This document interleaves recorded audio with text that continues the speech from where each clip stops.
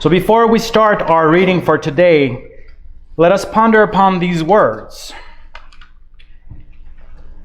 The primary purpose of reading the Bible is not to know the Bible, but to know God Himself. Our reading today is taken from Galatians, the letter of Paul to the Galatians, chapter 6, verse 1 all the way to 6.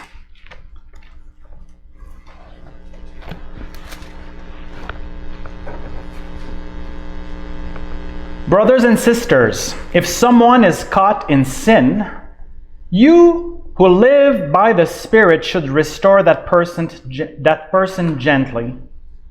But watch yourselves, or you also may be tempted. Carry each other's burden. In this way, you will fulfill the law of Christ. If anyone thinks they are someone when they are not, they deceive themselves. Each one should test their own actions. They can take pride in themselves alone without comparing themselves to someone else. For each one should carry their own load. Nevertheless, the one who receives instruction in the world should share all good things with their instructors.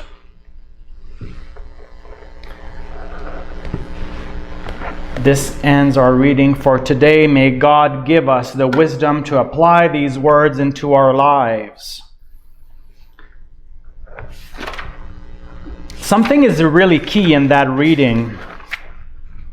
And it says, each one should test their own action. Then they can take pride in themselves alone without comparing themselves to someone else. That's what humility is all about. Humility is all about having a healthy image of yourself without comparing yourself to somebody else. So for example, I can say, I'm a good preacher, but not compared to anybody else, compared to myself. Because then if I compare to myself to someone, there will always be someone that is better than me, and there will always be someone that is worse than me. And then I may fall into pride or deception.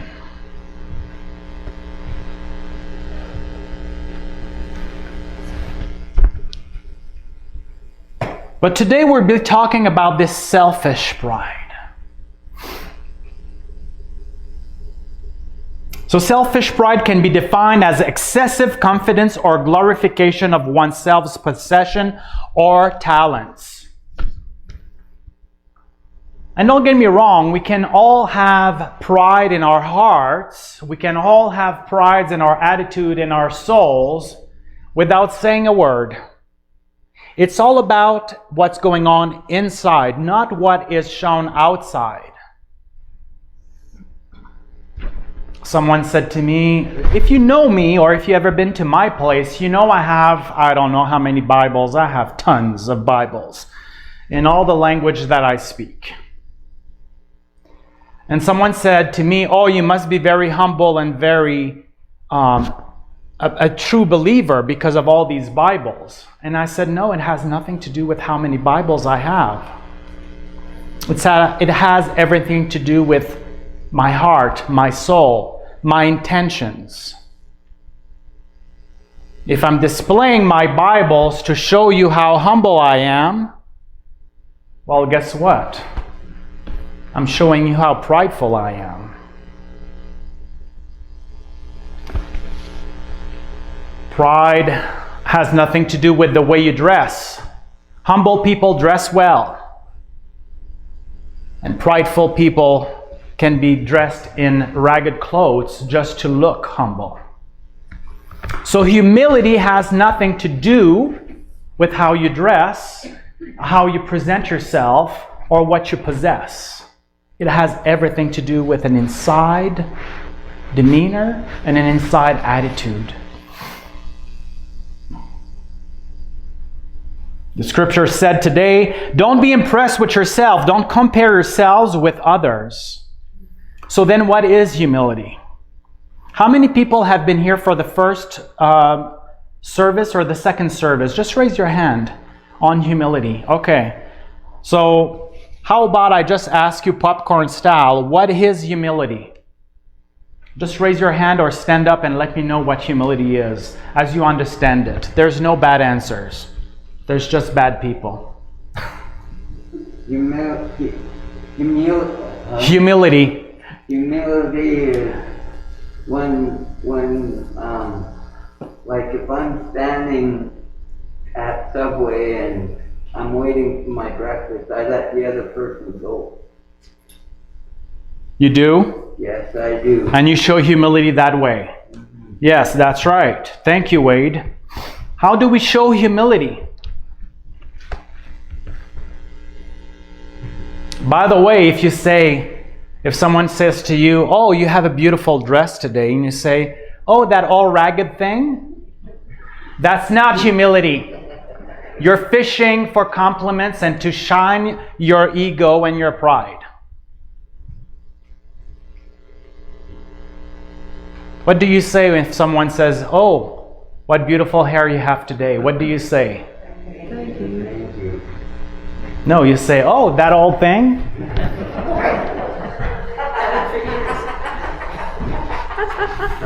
Nice haircut. Nice haircut, Marco. Oh, do you like it? That's neat, Joe. I'm hearing giggling over here.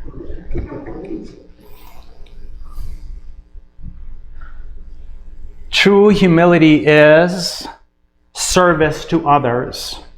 Service to a cause greater than you and your personal ambitions. The scriptures today said, stoop down and reach out to those who are oppressed.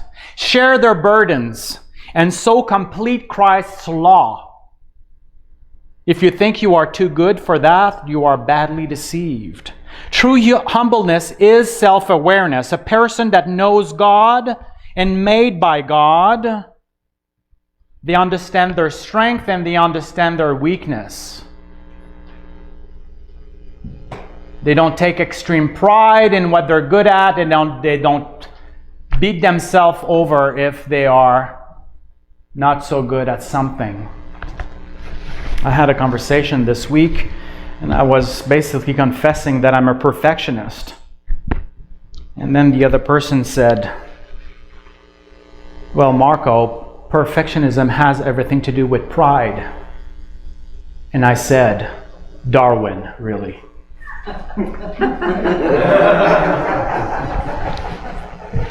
Yes, perfectionism has everything to do with pride.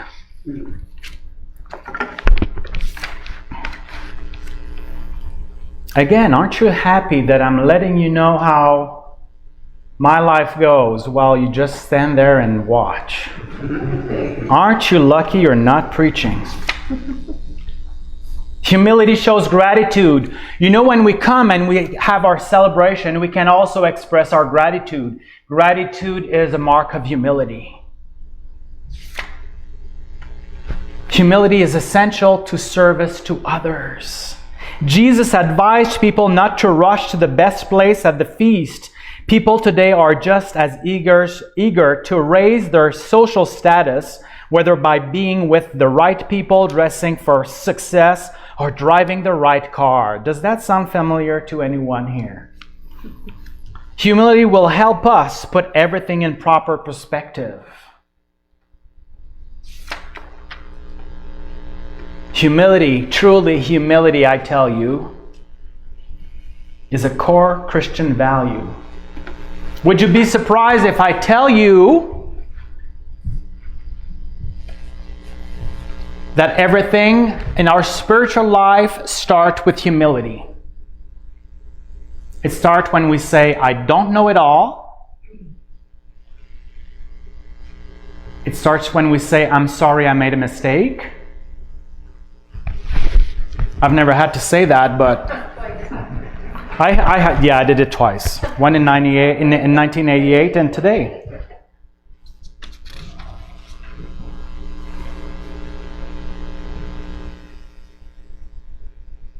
And there's also signs of false humility.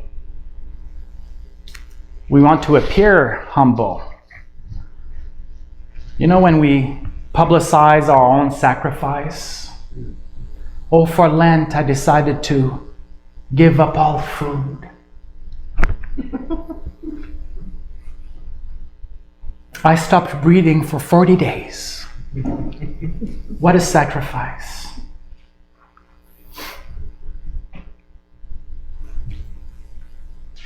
It's not having like this small, demure voice while we say proud things.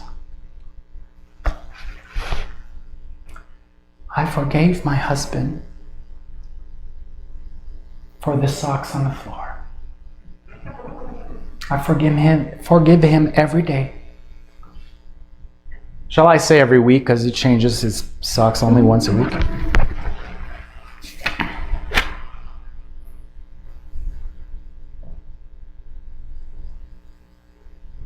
It takes humility to recognize your own false humility. And it does not come naturally. That's why Jesus said, take the plank out of your eye before you take the speck of dust in your neighbor's eye. We have to look at ourselves first.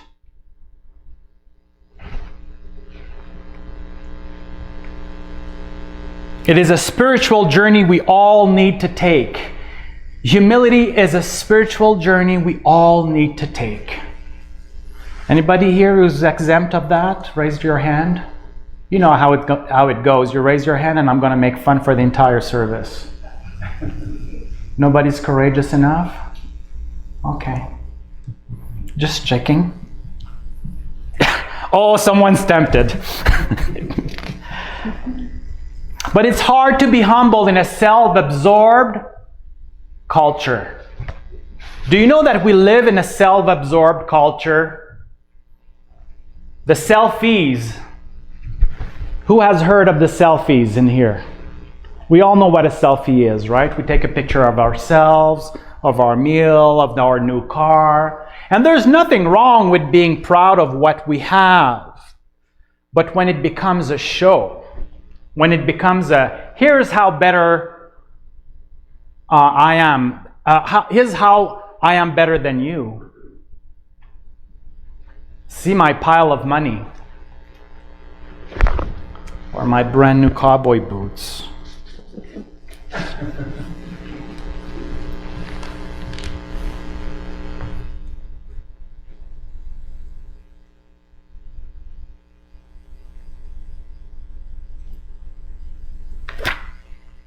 Let us be honest. Humility is not normal in our culture. But there are a few common traits humble people share. Hopefully, you can look at these and do some self-examination. In other words, take the plank out of your eye first.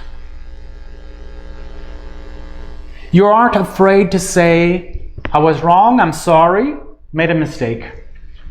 I was prideful, I thought I knew everything, and just turned out that I didn't know that.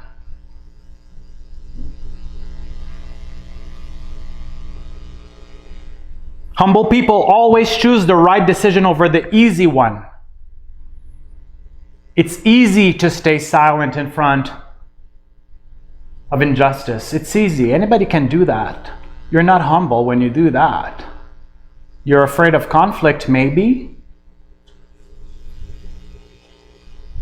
But you know what is right and you do it.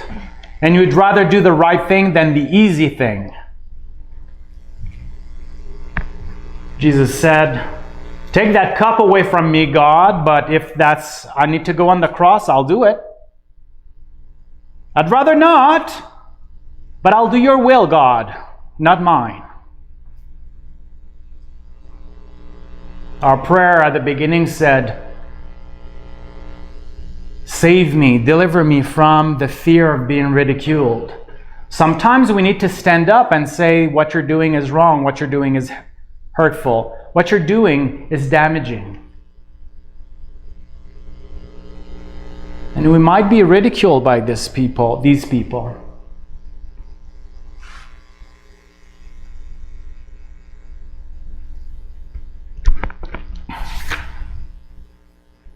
where I used to live, someone parked their car into my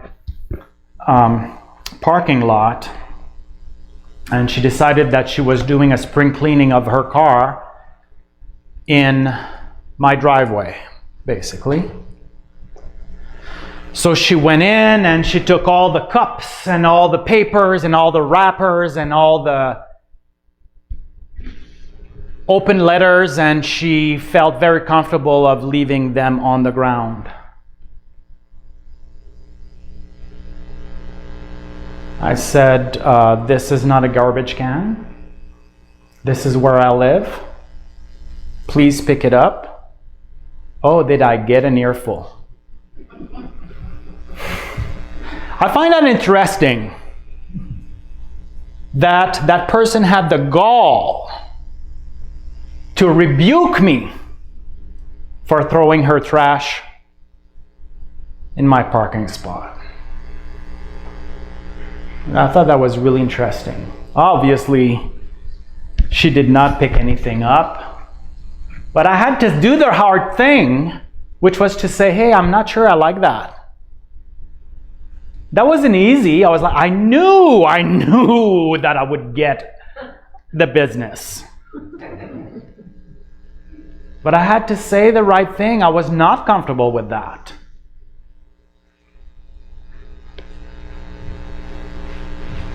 It was hard. And also I was on TV, so no, I wasn't.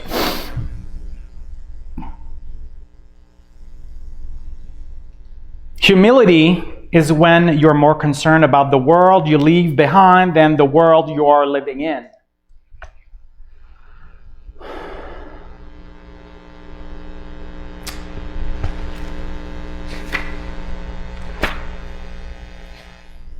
I care more about the church that I'm building right now for the future today than what is happening here today.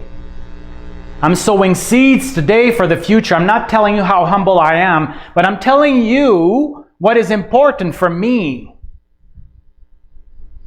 I'm building this church to be fruitful in 40 years when I'm long gone.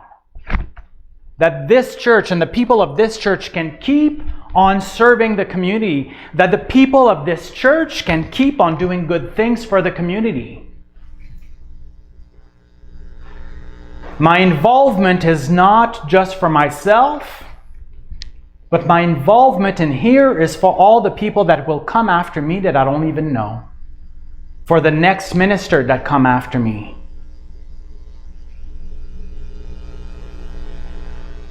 How are we building our world right now? What are we doing for the people that will be next to us, after us?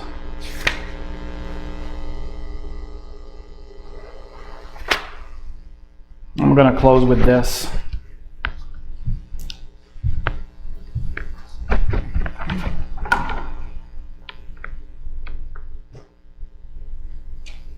There's only one corner of the universe you can be certain of improving, and that's your own self.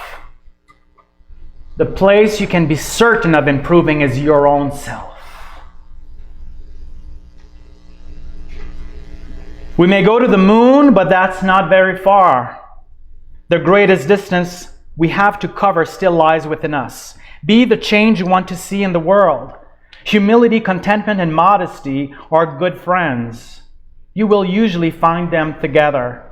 Humble people don't believe the world owes them.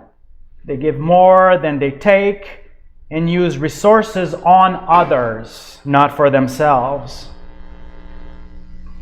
You see, the humility offers its owner complete freedom from the desire to impress, to be right, and to get ahead. Humility makes you want to learn new things because you know that you don't know it all. The scriptures today says, stoop down and reach out to those who are oppressed. Share their burdens. A humble life results in contentment, patience, forgiveness, and compassion. How about that?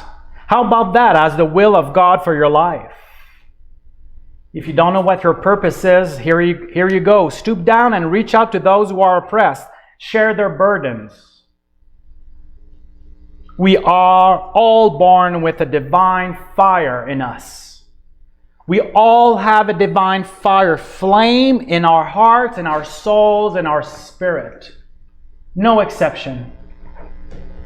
Our efforts should be to give wings to this fire and fill the world with God's glow. Let us glow today for our world. Let us make a difference, not to impress others, but to share their burdens.